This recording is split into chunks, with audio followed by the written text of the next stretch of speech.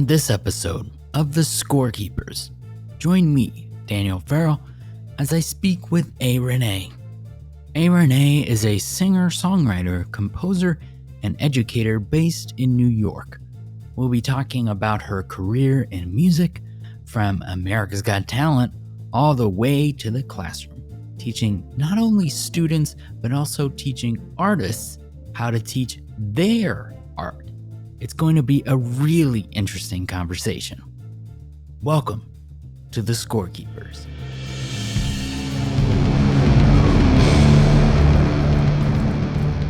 Welcome, Renee. I'm so amazed to have you with us. I'm really excited to talk to you. I'm really excited to be here. Thank you.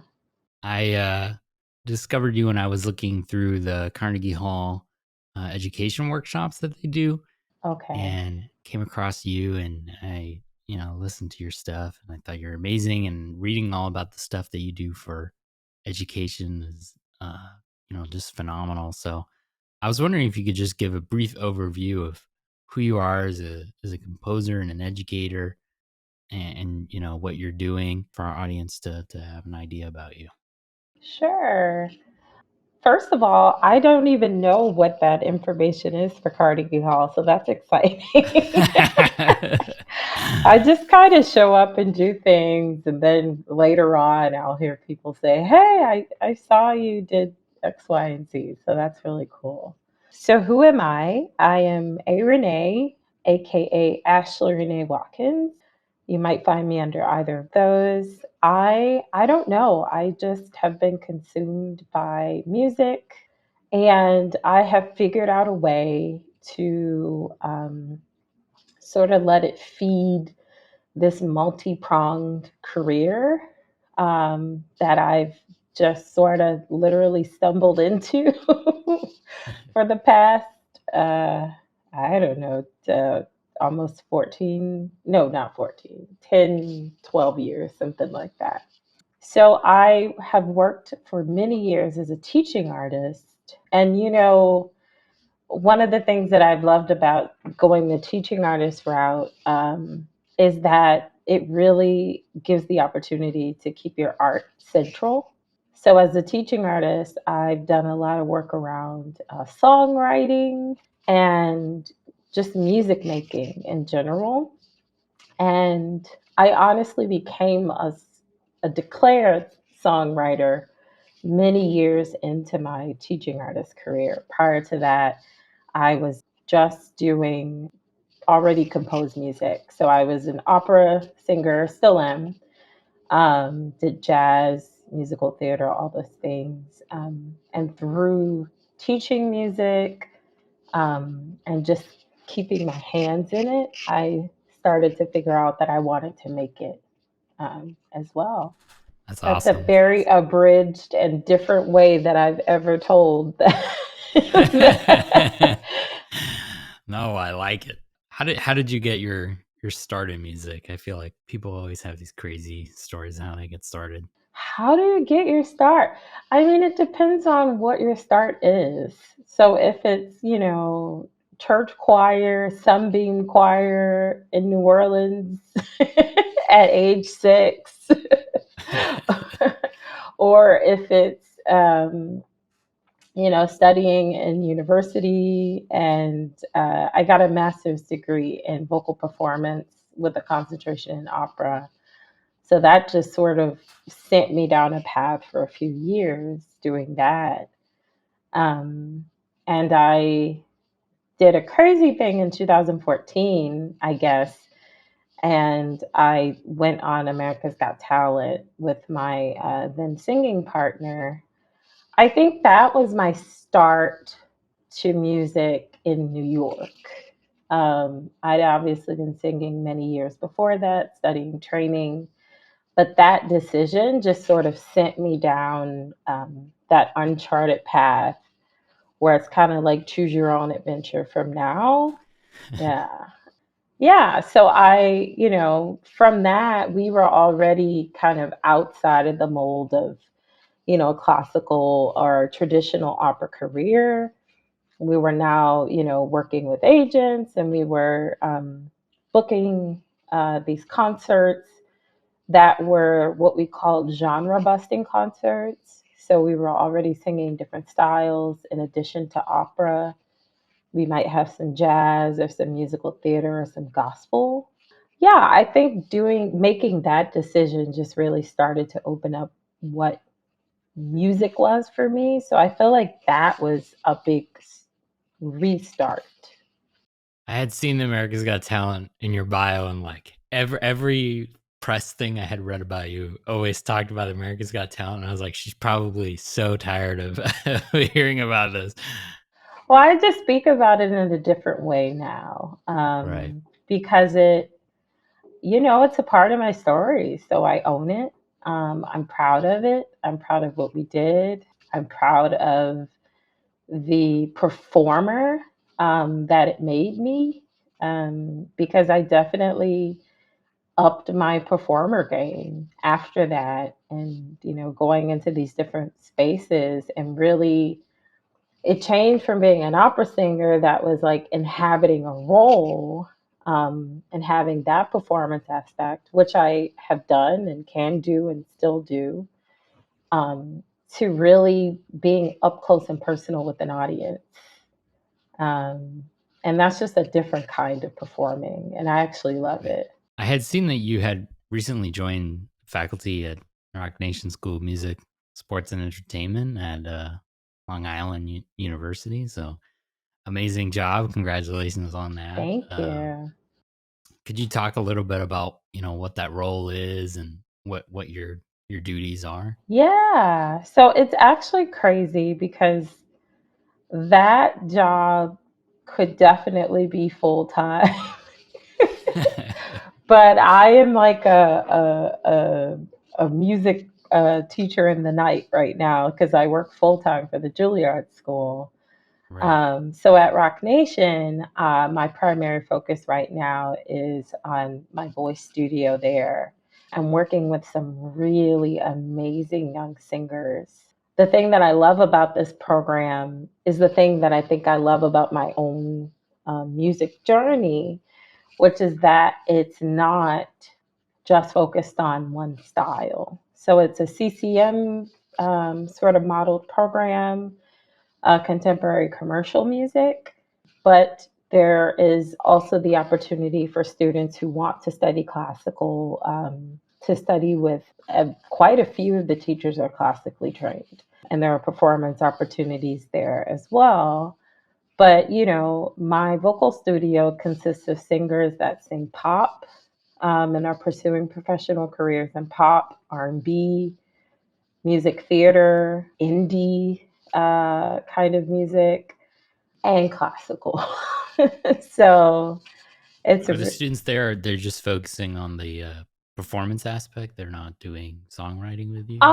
so there's actually a songwriting program Oh wow. at Rock Nation. So you take classes that sort of guide you through that. So they are songwriters as well. In our lessons, we might touch a piece of repertoire that I'm suggesting. Like one of my students is singing a Whitney Houston song, but she also is a songwriter. So we mess with her music as well and work Right. on that.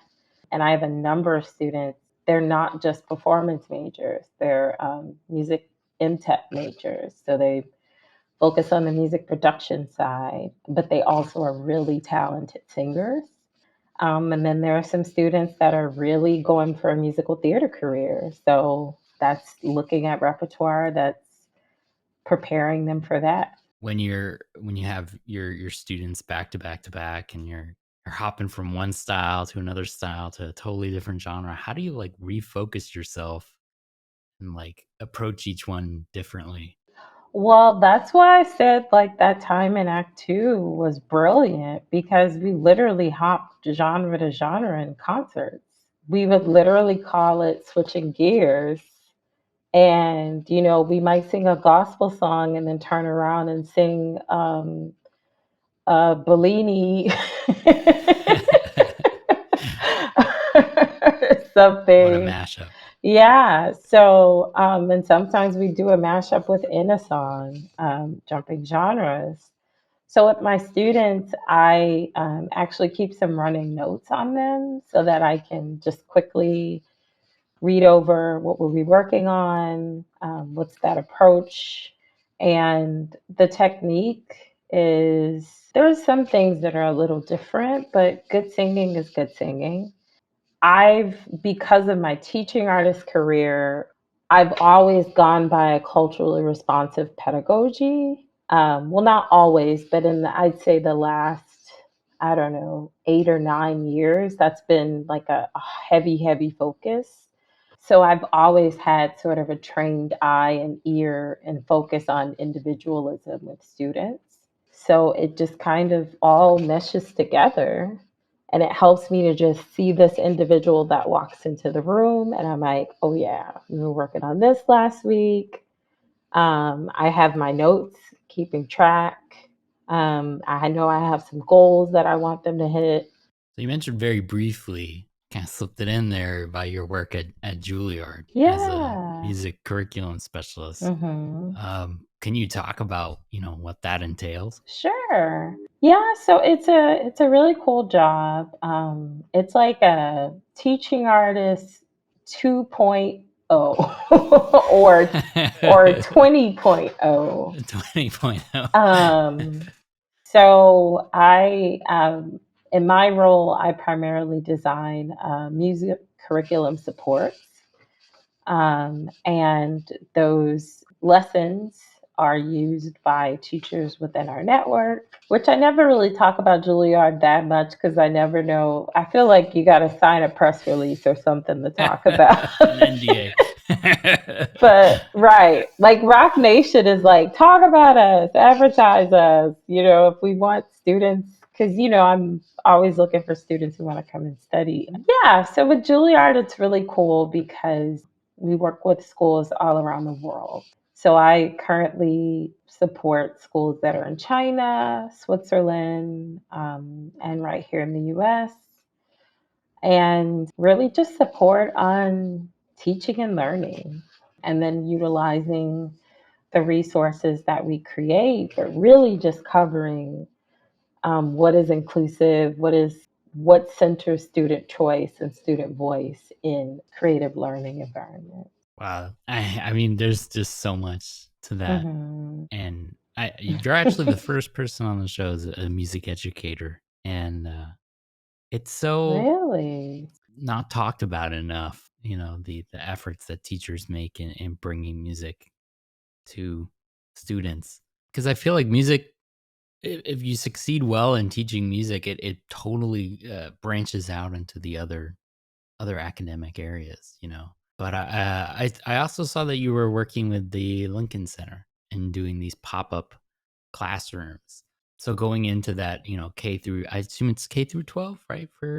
K through 12. Uh-huh. So how do you approach each of these programs differently, or do you have the same philosophy for each of them? Same philosophy, different approach. It just really depends on what the call is. So for the pop-up classrooms, those were actually a very timely initiative that came just at the start of the pandemic. Right. Because just before that, I was in full on residencies in schools around New York City and doing a lot of aesthetic education through like music making, which is, how I approach much of my practice as an artist. So the pop up classrooms were a really cool opportunity to really let your artist flag fly and figure out how to connect with people at home and keep that idea of like choice making and keep that idea of art making even at home, so that showing that it's not just limited to a classroom, Hmm. but it's really about the teaching experience you can create no matter where you are. That's my take on it, and that's how I approached it. And I also, because I had the chance to pilot that, because I can't remember if it was like whatever that Monday, March 12th was, like, or I think it was Monday, March 12th, like schools, everything shut down that That was the Friday. day. Yeah, they shut down and then they officially were like, we're not coming back on the 12th. And then our education team at Lincoln Center was like, okay. And I think within that week, we were doing pop up classrooms. And I think what made them work so well, even early on in those kind of like getting settled into the tech and all of that, is we got to come at it from our own artistic perspective. So I jumped right into songwriting and I tried to really show like the cool parts of songwriting, coming up with lyrics, coming up with melodic ideas. And so it turned into like series and units. But these are things I had been doing already. But on this platform, it became more visual. You know, you could show a little behind the scenes of it.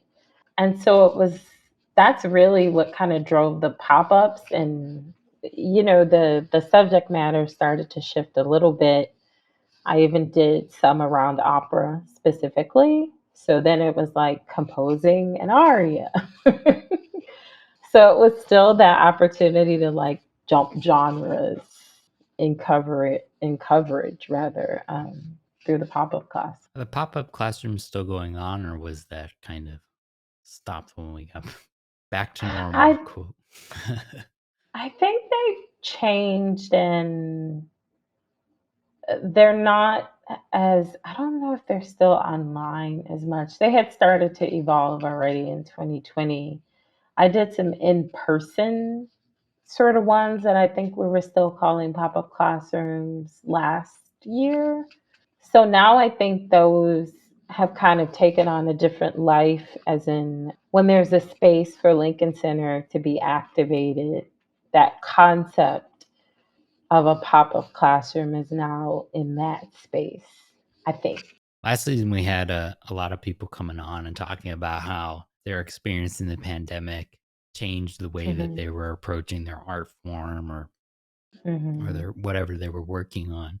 Was there anything from doing these virtual pop-ups that you've kind of taken into your craft of teaching and into your wheelhouse? Yeah, I mean, I'm very art forward in my teaching, and I'm about authenticity to art forms, um, especially as like a popular music maker. I have been very careful not to let sort of Western classical approaches like bleed into, no more than they have to, Right. bleed into other forms when I'm teaching about them. I really try to use the language of the musical genre form in a much more deliberate way than I was prior to, I won't say prior to the pandemic. I would say it got heightened and I had the opportunity to dig into it more during the pandemic. Because, like I said, I've been doing songwriting work with students for years, but it just became like more deliberate and I became just more, just sort of cognizant of what that authentic language is. Speaking of 2020, I had seen your Marguerite Watson National Teaching Artist Yeah. cohort that you created during that time, which is just a phenomenal organization. I'm pretty sure there was a few of those folks that I was like, I recognize that name. I think they've come in and done a workshop when I was in school. But could you maybe speak a little bit about how you decided to create that organization? Yeah, so that is a baby of mine. And I will just say that it was bigger than I realized and it scared me. And I since started working for Juilliard and now Rock Nation, and so I haven't thrown myself into it as much as I did and was able to in 2020. Right. It is definitely something that is the bones and the framework is there. And my pause has been the virtual component and just figuring out if it stays virtual, which keeps that national piece to it, or if it goes local. But to all that to say, so Marguerite Watson is my grandmother, who I consider to be my first teaching artist. Nice.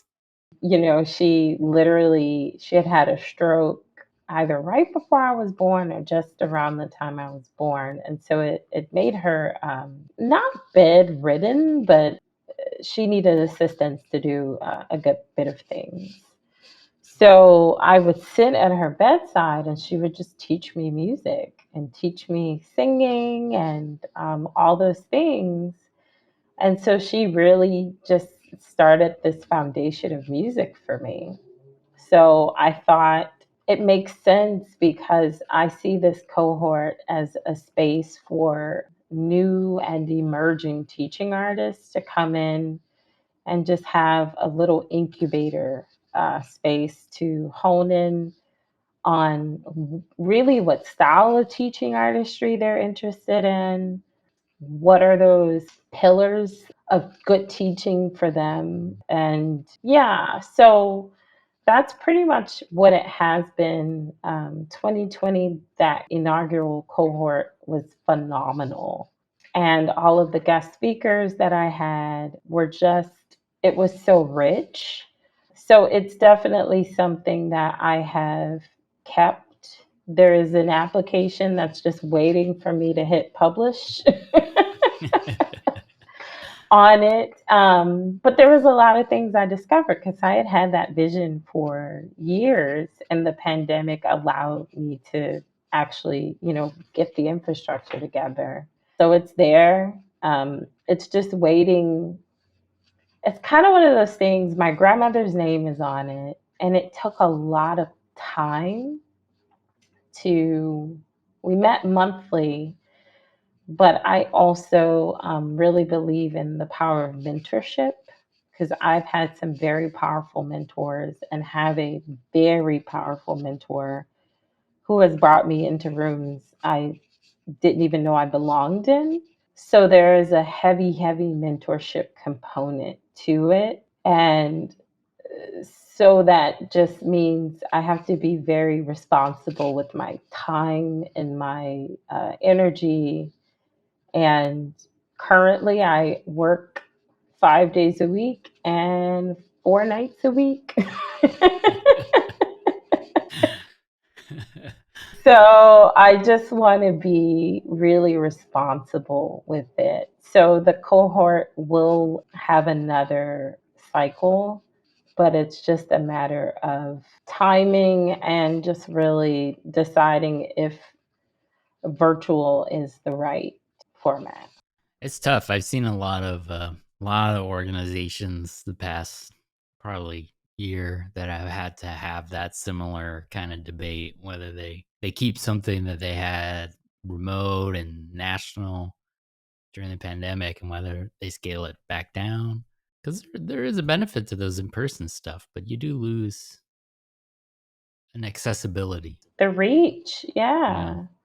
yeah. I had some of my cohort members were in California, and as far as California to Brooklyn, and those people had never met, but because of how community is just a big part of what I do, because of the community we were able to create, they know each other, never having seen each other's feet.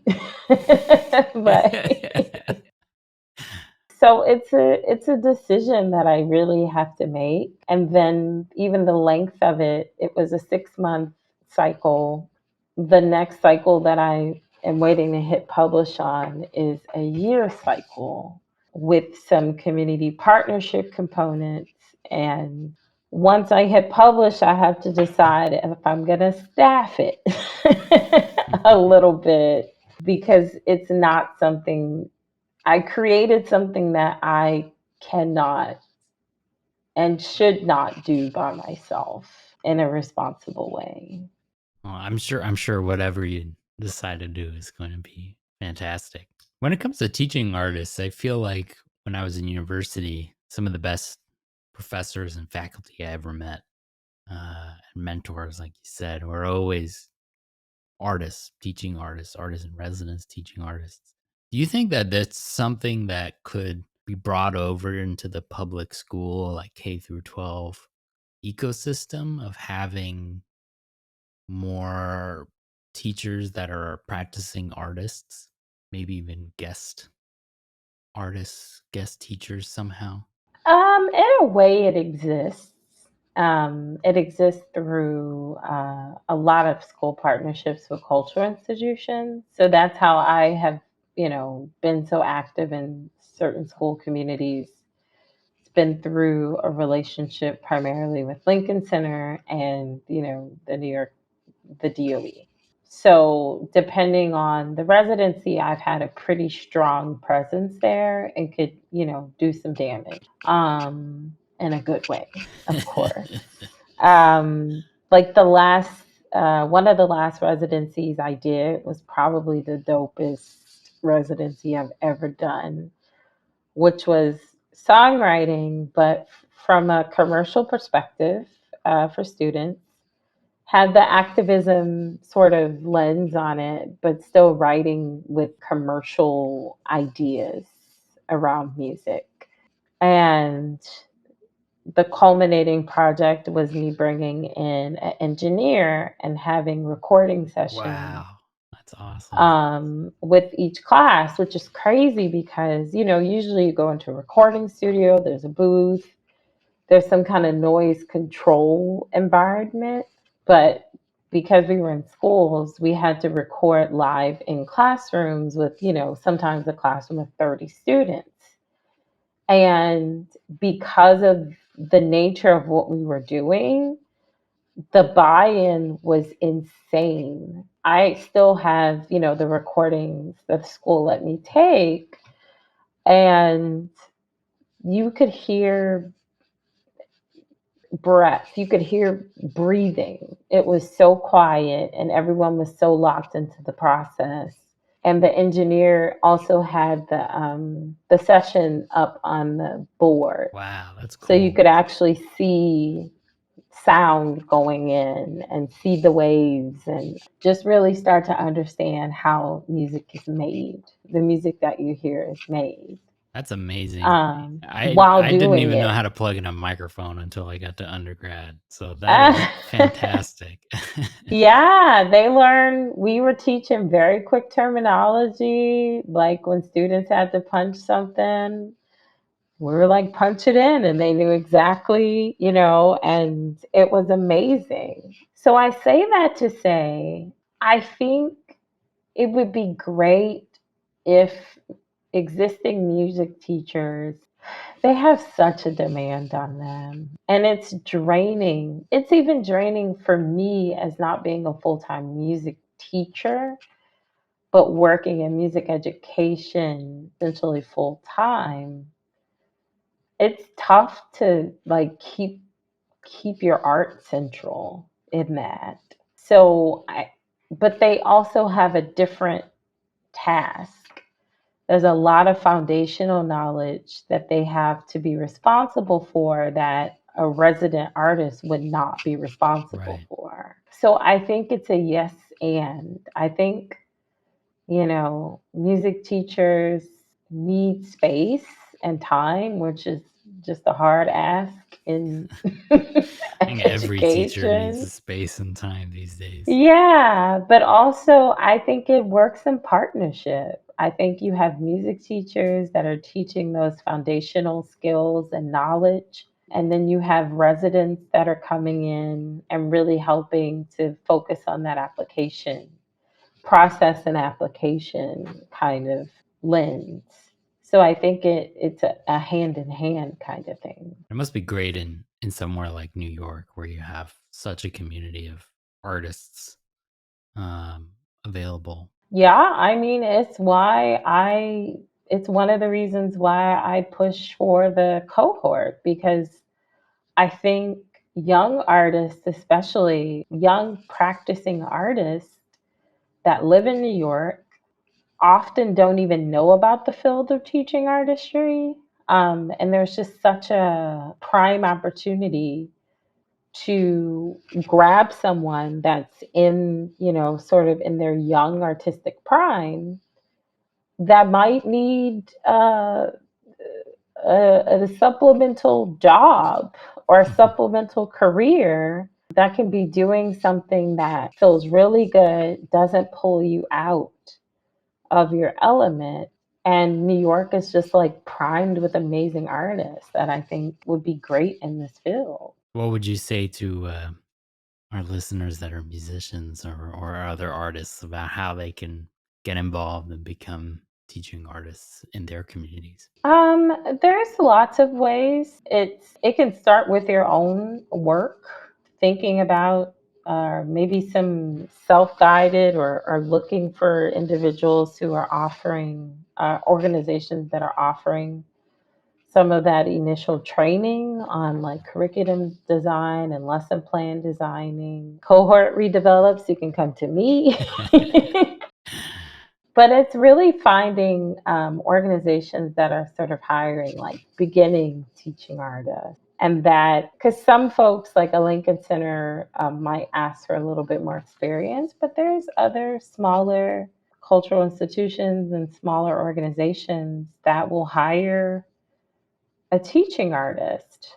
I remember Russell Thomas. He's not at Lincoln Center anymore, but I remember when I had come. I was in a fellowship in Dallas at an organization down there, and we were doing a big visit to New York and visiting all these different schools and cultural institutions, and Lincoln Center was one of them. And we were in the classroom, and he came in and spoke to us very briefly, but said, the field of teaching artists needs more artists. He said, we really want to see artists doing this work because we can teach you how to teach, but we can't teach you how to be an artist. And I said, aha.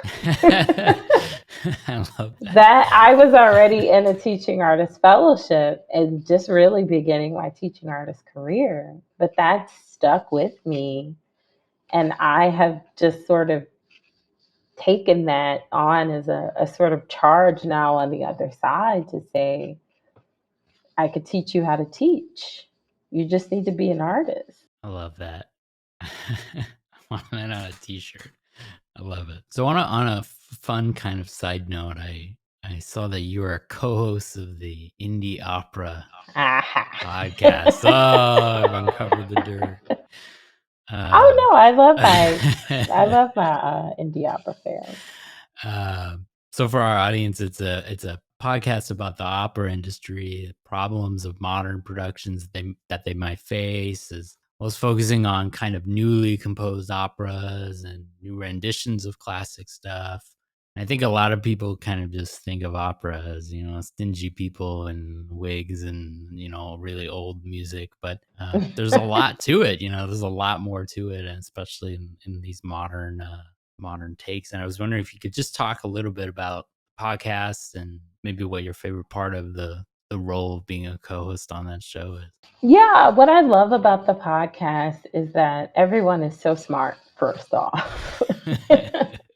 It's really nice because then you can just be smart and you're in good, company, and you can use your smartest talk and no one cares.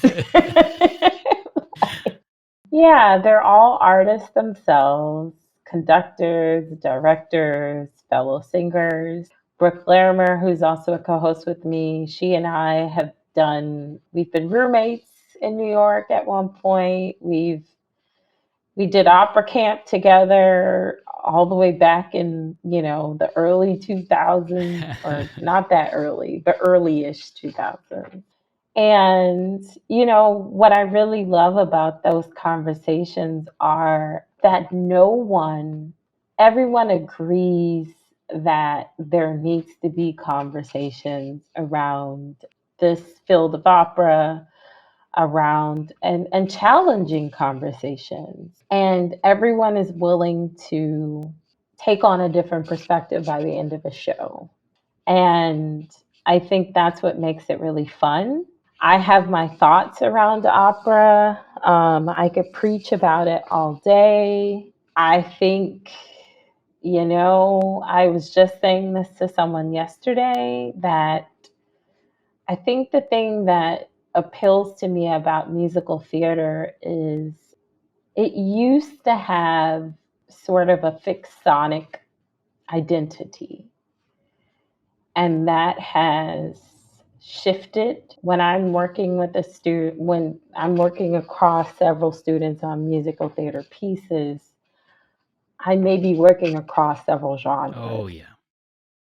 Some of the things in common are, some vocal approaches because of, the nature of where it's placed.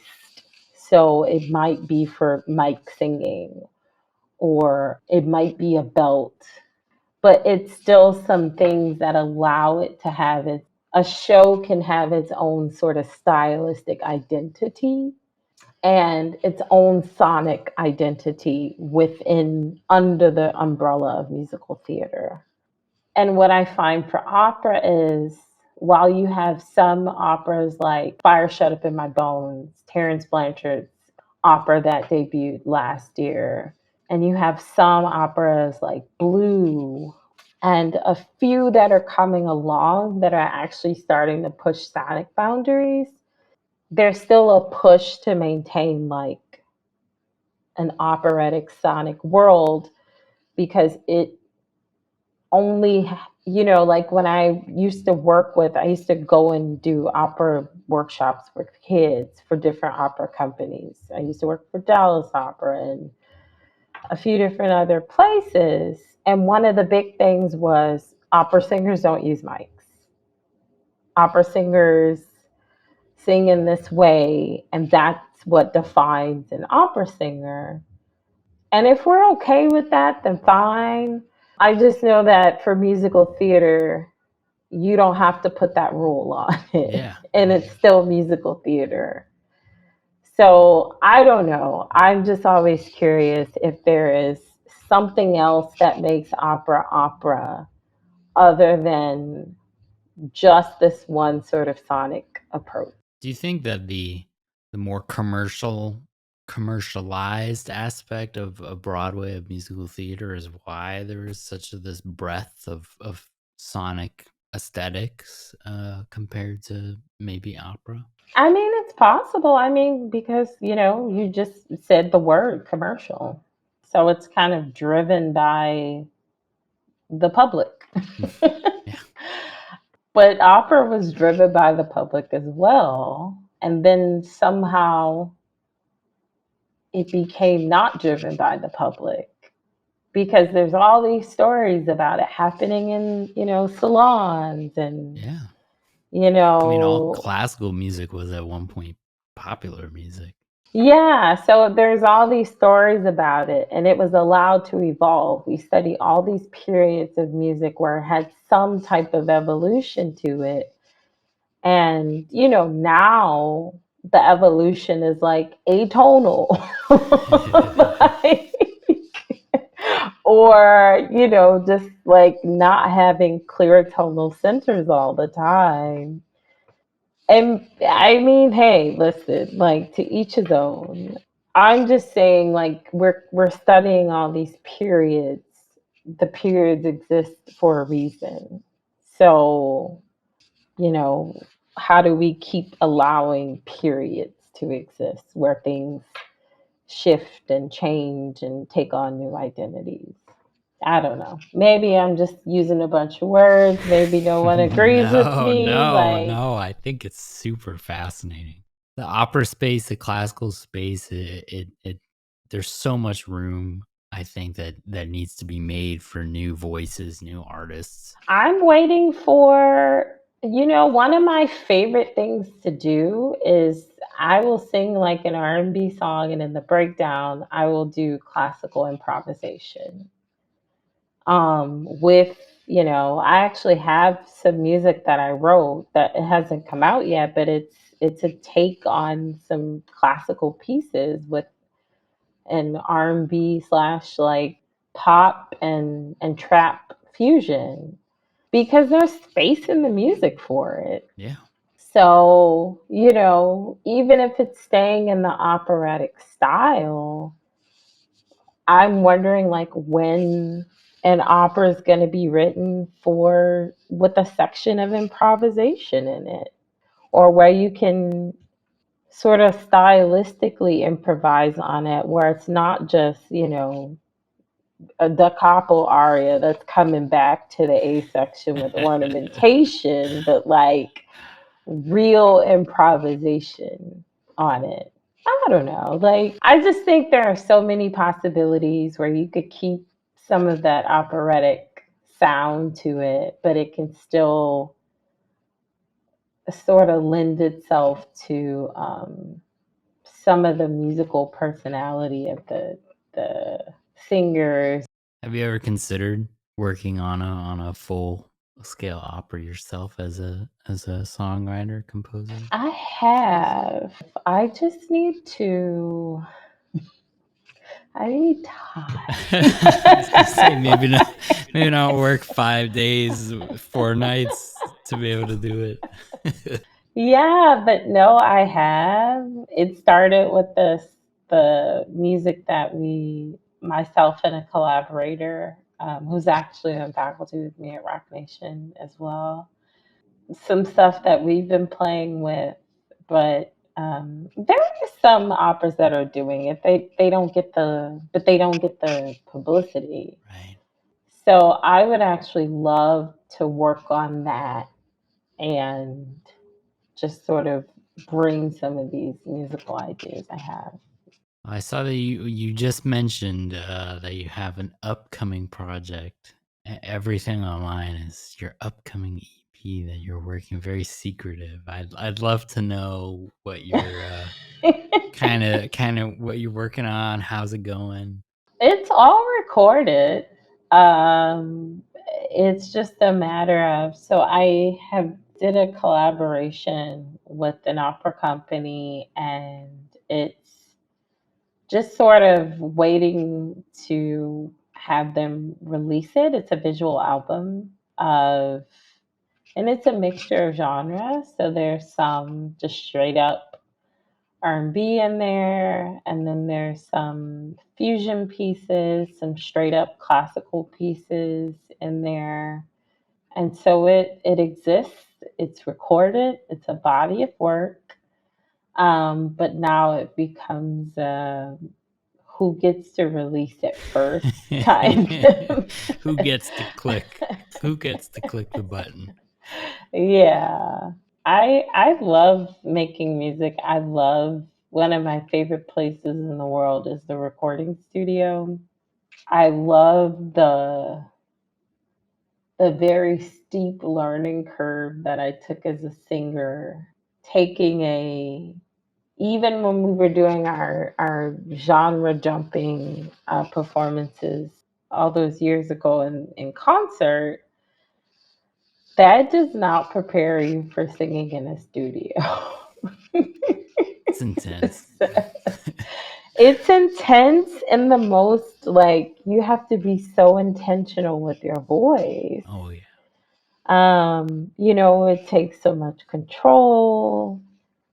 You have to like really make choices about vibrato because studio mics don't love it all the time, or depending on the genre. And it was a steep learning curve, and I'm so glad I know it because it's just really opened up like my concept of singing and the use of my voice. Yeah, recording studios can be so intimidating on the inside.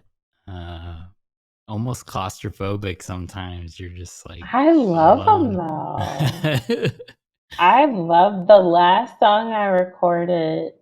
Well, no, it wasn't the last, but one of the last songs was like, it was late. It was like 11 at night when we started recording.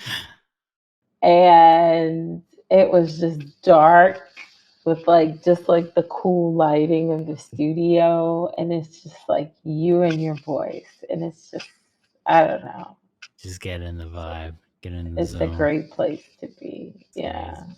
Well, it's been absolutely fantastic speaking to you and learning about all that you do in the New York area, and even further with music education and your work as a songwriter and a performer. I'd love for you to be, if you have a website or Spotify that you'd love people to go to, or your home base that you Yeah. can plug. So everything is under A Renee Music. My Spotify is A dot Renee, and my website is A Renee Music, all one word, Arenee, and you can find me there. Amazing. And we will definitely have those linked in our description. So thanks again. Thank you so much for speaking with Oh, us. thank you. A. Renee had some amazing thoughts on education and teaching music of all genres. You can read more about her and listen to her music at the links in the description. Thanks for listening to The Scorekeepers. Scorekeepers is produced by Daniel Farrell Music and Sound with graphic design by Patrick Farrell. Scorekeepers is proudly hosted and recorded by Zencaster.